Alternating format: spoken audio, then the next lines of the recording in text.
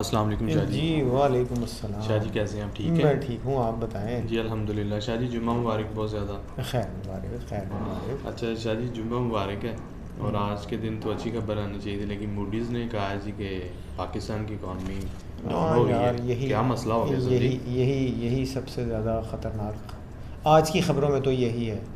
इसलिए कि हमारी इंटरनेशनल रेटिंग जो है, मतलब ये है कि हमारी इकॉनमी की हालत जो है वो अच्छी नहीं है। इस पहले ये माइनस में चली गई थी, B2 है, अब वो CAA1 रेटिंग में ले आए हैं। यानी एक दर्जा और आपकी इकॉनमी जो, तनज़ली हो गई है। हाँ, आपकी इकॉनमी और ख़राब हो गई है। अब उसमें बहुत सारे फैक्टर्स हैं जो मूडीज़ वालों ने भी जो थोड़ा सा दिया है, उसमें उन्होंने फ्लड्स का भी कहा है। लेकिन फ्लड्स तो कुछ और चीज़ हो गई ना। बात यह है कि आप ये देखिए कि फ्लड आप, तो भी है ये कोई? फ्लड्स तो आ गए, उसने बिल्कुल आपकी इकॉनमी तबाह कर दी। आपके आप कह लीजिए कि एग्रीकल्चर प्रोड्यूस बिल्कुल ख़त्म हो गई। आपके पास एक्सपोर्ट्स के लिए कुछ नहीं है। आपकी कॉटन की फसल तबाह हो चुकी है। चावल है, गंदम है, हाँ हाँ, वो सारी है। Vegetable, fruits. लेकिन उससे ज़्यादा जो परेशानी वाली बात है वो ये है, जिस तरह हमारे कुछ एनालिस्ट्स ने भी ये बात की है कि IMF से कर्ज़ा लिया, IMF ने आपको पैसे भी दे दिए, उसके बावजूद ये नेगेटिव रेटिंग क्यों?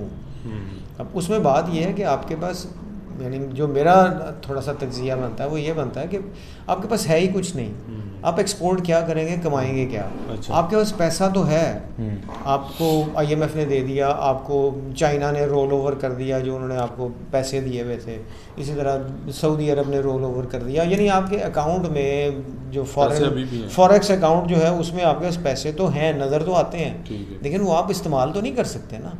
इसी तरह जो मूडीज़ की रेटिंग है वो 7 साल के बाद, अगर 7 साल पीछे जाएँ तो इसका मतलब है कि ये फिर वही नून लीग का ही दौर था। बिल्कुल वही 2018 से पहले। हाँ जी, ठीक है, 7 साल पहले ये इस रेटिंग पे था, CAA3, यानी तीसरे दर्जे की रेटिंग।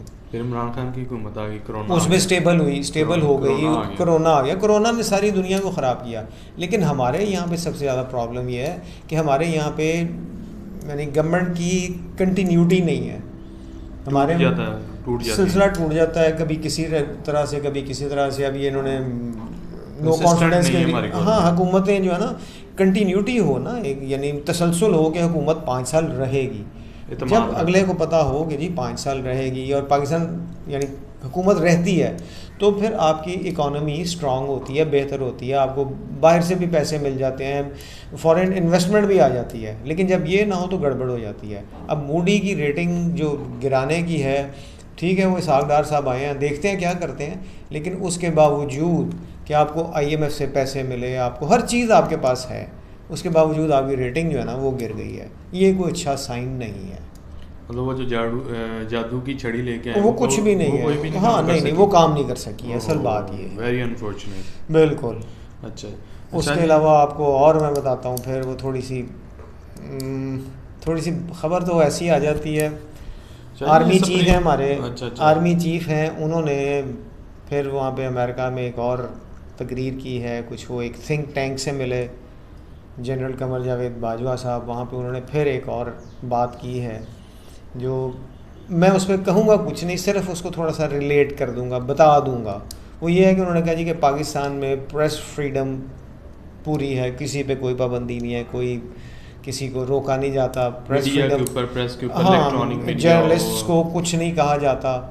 अब ये आज़ादी राय है। आज़ादी है, इजहार राय है, इज़हार लेकिन राय। ये बात करना मुझे कुछ थोड़ी सी इसमें, कोई ये कनेक्टिंग। अब ये एनीबॉडीज गैस अच्छा। कि ऐसी बातें क्यों आर्मी चीफ जा रहे हैं, उनको ऐसी बातें ये करने की क्या वजह है या क्या ज़रूरत पेश आ रही है। क्यों इतनी तफसील बता रहे हैं? हाँ, जिस तरह कल उन्होंने कहा था कि जी मैं ओहदा छोड़ रहा हूँ, फिर वो भी खैर स्पेकुलेशंस थी, बहुत सारी रूमर्स थी, नहीं जा रहे जाएंगे। उसके अलावा उन्होंने कहा था जी कि आर्मी जो है वो सियासत में डिस्टेंस कर लिया, उसने सियासत में हिस्सा नहीं लेती है। अब ये तीसरी बात इनकी, कि मीडिया साहब है। ये मैं देखने वालों पे छोड़ता हूँ कि आप क्या सोचते हैं, क्या देखते हैं, ये आप पे डिपेंड आप करता लोग है। फैसला करें। हाँ जी। ठीक हो गया सर। सुप्रीम कोर्ट में जो केस की समाअत हो रही कल से, वो हाँ जो यार, नैब कल ये amendments थी, नैब वाली 25B यार, वाली, वो तो बड़ी उसमें अजीब थोड़े गरीब। सर देखिए रोस्टिंग ये नैब की अमेंडमेंट जो पीटीआई ने चैलेंज की है, बात तो ठीक है, मेरे ख्याल में तो ठीक है कि इन्होंने जिस तरीके से इसको लेके आ रहे हैं, इमरान जो कहता था वो सही कहता था कि ये अपने आप के यानी जो अभी आई हैं 12 जमातें, ये अपने ख़िलाफ़ जो केसेस थे उनको ख़त्म करने आए हैं, ठीक है। उसमें सबसे बड़ा जो इनका था वो नैब का था। अब इन्होंने किया क्या जी कि जो 50 करोड़ से कम का जो होगा फ्रॉड, वो नैब से निकाल दिया है, यानी वो वापस जाना शुरू हो गई हैं, अदालतों के पास जाएंगे, अदालतें बरी कर देंगी, इसलिए कि वीडियो अपॉलॉजी माजरत के साथ कि जब ये स्ट्रांग होते हैं, हुकूमत में जो भी आता है वो इन्फ्लुएंस करना जानते हैं, करते हैं। हमारे यहाँ पे ये बड़ी गड़बड़ है। मरियम नवाज अपना पासपोर्ट लेके निकल गई, वो तो चली गई ना, हाँ। वो जाहिर है उनके अब Influence जो ही है कुछ ना होना था किसी- वो ख़त्म हो गया, हाँ। ठीक है। अब इसी तरह जो इसमें जो इन्होंने अमेंडमेंट आ रही है, उसमें जो सबसे मज़े की चीज़ या सबसे खौफनाक चीज़ जो मैंने देखी, जो समझ नहीं आ रही मुझे, वो ये है कि प्ली बारगेन जिन लोगों के साथ की गई है, वो 1999 से 1999 से वो प्ली बारगेन वाला काम जो है वो ख़त्म कर रहे हैं ये लोग। अच्छा, स्टार्टिंग से रंदा फेर रहे हैं। रंदा फेर रहे हैं। मकसद ये है कि देखिए एक बंदे को आपने पकड़ लिया, उसने मान लिया। यहाँ पे मैं एक छोटी सी एक वो क्या थे हमारे वो फ़ौजी जो बहरिया के थे, एडमिरल मंसूर साहब, उनका केस बताते हैं कि उनके ऊपर करप्शन का इल्ज़ाम लगा, 3 अबव यानी $1 मिलियन में था। उन्होंने उनको पकड़ लिया, जो भी किया जैसे भी किया, एंड पे उन्होंने प्ली बारगेन की। उन्होंने कहा जी कि ठीक है मुआहदा करते हैं। उन्होंने $5 लाख दिए, बाकी उनको छोड़ दिया। पहली बात तो ये है कि प्ली बारगेन में ये होना ही नहीं चाहिए कि जी आप उसकी एक सर्टन अमाउंट जो है 2% 4% दें और आप छूट जाएं। बात ये है मतलब कि एक डाकू उसने करोड़ रुपया चोरी की है, 5 लाख दे, बीच में 95 लेके निकल जाए। हाँ जी, ऐसा ही है। एक किसी ने भी अगर कोई थोड़ी सी ऐसे एग्जाम्पल के तौर पे, हाँ, किसी ने भी कोई थोड़ी करप्शन की है, उसमें से जितनी अमाउंट है उसको छोड़ दें।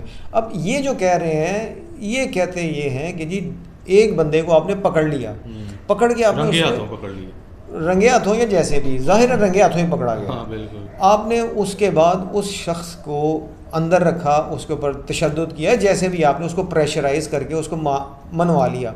बात यह है कि जिस तरह से फिर मंसूरुल हक साहब का एक आ जाता है कि वो अंदर चाहे रहे, उन्होंने करप्शन की थी तो माने ना। अब करप्शन करके आपने प्ली बारगेन में कुछ पैसे दिए, आप छूट गए।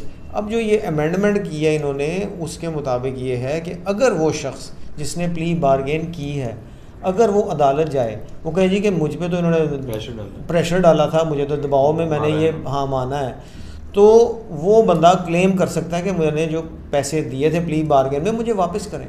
यानी आप गौर करें कि एक शख्स जिसने ये तस्लीम किया कि मैंने करप्शन की, मैं उसके बदले में इतने पैसे दे रहा हूँ, मेरे पास ये पैसे ही हैं बचे हुए, ये आप मुझसे ले लें। आप उस बंदे को जो उसका बयान है उसको आप यानी उसको रिवर्स कर देंगे। एक शख्स का एडमिशन जो कोर्ट में है, एक शख्स का एडमिशन जो पुलिस के सामने है, जो बयान होता है वो माना नहीं जाता। मैजिस्ट्रेट के सामने, कोर्ट के सामने जो कहता है वो मान लेते हैं।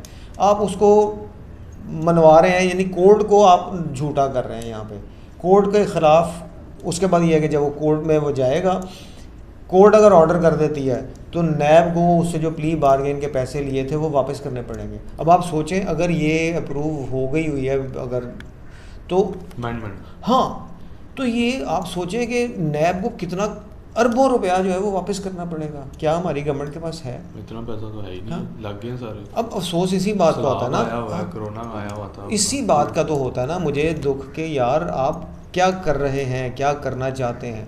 यानी वाकई ऐसा है कि आप जो कुछ कर रहे हैं वो सिर्फ अपने आप को बचाने के लिए अपने केसेस ख़त्म करेंगे ताकि आप अगला इलेक्शन लड़ सकें। फिर वही नून लीग, वो मरियम साहबा गई हैं, वड्डे मियाँ साहब भी वापस आ जाएंगे।